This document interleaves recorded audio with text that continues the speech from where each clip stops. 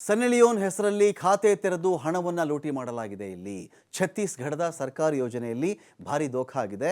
BJP ಸರ್ಕಾರದ ಮಹತಾರಿ ವಂದನ್ ಯೋಜನೆ ಅಡಿಯಲ್ಲಿ ಹಣ ಸಂದಾಯ ಆಗಿದೆ. ವಿವಾಹಿತ ಮಹಿಳೆಯರ ಖಾತೆಗೆ ಪ್ರತಿ ತಿಂಗಳು 1,000 ರೂಪಾಯಿ ಜಮೆ ಆಗಬೇಕು. ಆದರೆ ಎಷ್ಟೋ ಮಹಿಳೆಯರು ನಮಗಿನ್ನೂ ಹಣ ಬಂದಿಲ್ಲ ಅಂತ ಒಂದು ಕಡೆ ಪರದಾಡ್ತಾ ಇದ್ದಾರೆ. ಆದರೆ ಸನ್ನಿ ಲಿಯೋನ್ ಅಕೌಂಟ್ಗೆ ಮಾತ್ರ ಪ್ರತಿ ತಿಂಗಳು 1,000 ರೂಪಾಯಿ ಜಮೆ ಆಗ್ತಾ ಇದೆ. ಸನ್ನಿ ಲಿಯೋನ್ ಹೆಸರಲ್ಲಿ ಅಕೌಂಟನ್ನು ತೆರೆದು ಹಣ ಪಡಿತಾ ಇದ್ದ ಒಬ್ಬ ಖದೀಮ ಇಲ್ಲಿ ಎಲ್ಲ ಬಿಟ್ಬಿಟ್ಟು ಸನ್ನಿ ಲಿಯೋನ್ ಹೆಸರಲ್ಲಿ ಒಂದು ಅಕೌಂಟನ್ನು ಓಪನ್ ಮಾಡಿದ್ದಾನೆ. ಇವನು Sunny Leone wife of Johnny Sins ಹೆಸರಲ್ಲಿ ಫೇಕ್ ಅಕೌಂಟನ್ನು ತೆರೆದಿದ್ದ ಈ ಚಾಲಾಕಿ.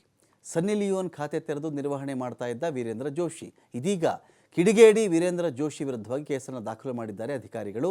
ಛತ್ತೀಸ್ಗಢದ ಬಸ್ತರ್ ಪ್ರದೇಶದ ತಾಲೂರು ಎಂಬ ಗ್ರಾಮದಲ್ಲಿ ಈ ರೀತಿಯ ವಂಚನೆ ಬೆಳಕಿಗೆ ಬಂದಿದೆ.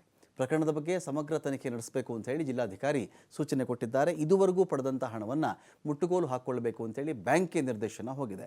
ಕಳೆದ ಮಾರ್ಚಿಂದ 10,000 ರೂಪಾಯಿಯನ್ನು ಪಡೆದಿರತಕ್ಕಂಥ ಕಿಡಿಗೇಡಿ ವೀರೇಂದ್ರ ಜೋಶಿ ಚುನಾವಣಾ ಪ್ರಣಾಳಿಕೆಯಲ್ಲಿನ ಭರವಸೆಯಂತೆ ಯೋಜನೆ ಜಾರಿಗೆ ತಂದಿದ್ದು ಬಿಜೆಪಿ.